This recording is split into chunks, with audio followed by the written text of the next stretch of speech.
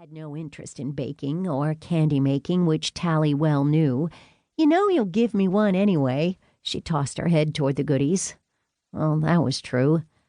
"Listen, I had a great idea," Yolanda said, giving up on swiping a naked cookie wafer. Instead, she pulled out a wooden stool to perch on. "You know those dessert carts in expensive restaurants where the desserts are made of wax or something? I think they're plastic, but okay. What about them? Maybe you could get some of your candies replicated from my shop window. Using your candy in my baskets is working out great. If your candy were displayed at my place, maybe pieces of your mint fudge or maybe those chocolate-covered caramels you made yesterday, would it help people picture our products better?" She fingered the thick amber of her necklace, still gazing sideways at the wafers. Oh, not a bad idea, Callie thought. "Do you want to look into the fake display candies, or should I?" she asked.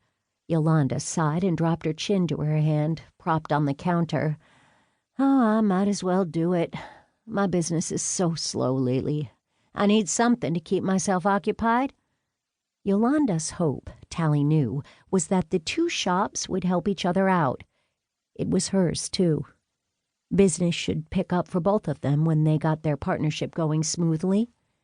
Callie started scooping dollops of marshmallow filling onto the chocolate cookies. That smells good," Yolanda said, perking up and no doubt looking forward to a finished whoopie pie.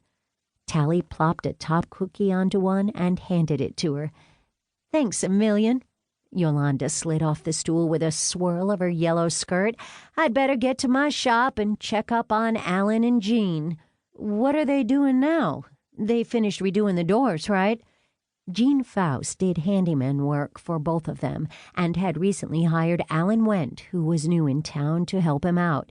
"Yes, my doors turned out great, but now my sink is backed up." "It takes two of them to unplug a drain?" Yolanda grinned. "I don't mind. They're both nice to look at." Callie sobered. Yolanda had a bad habit in the past of picking the wrong guy. She'd done it more than twice, more than 3 times, in fact. "Be careful. I don't want you to get hurt again."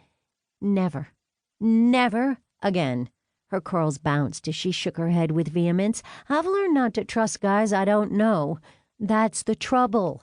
We do know Gene."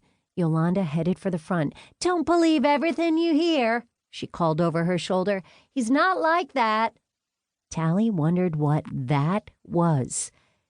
Gene Faust was the son of the mayor, yes, but he'd been adopted as a teenager, a wild, in-trouble teenager.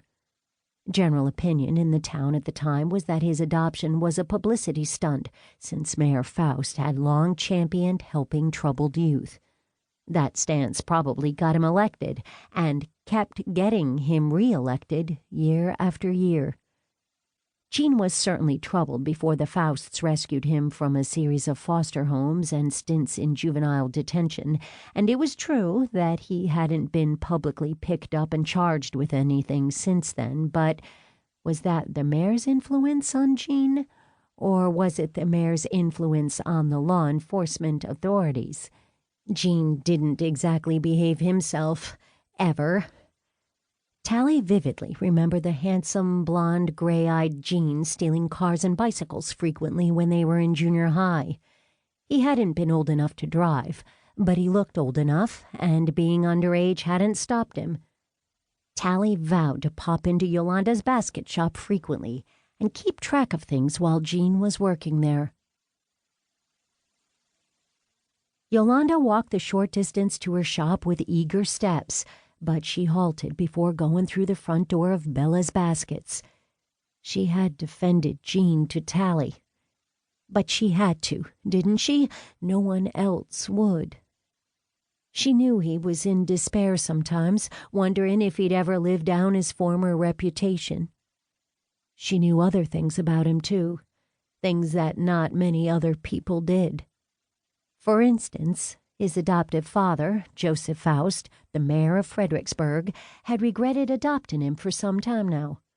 Gene had confided that to her. His father had even gone so far as to try to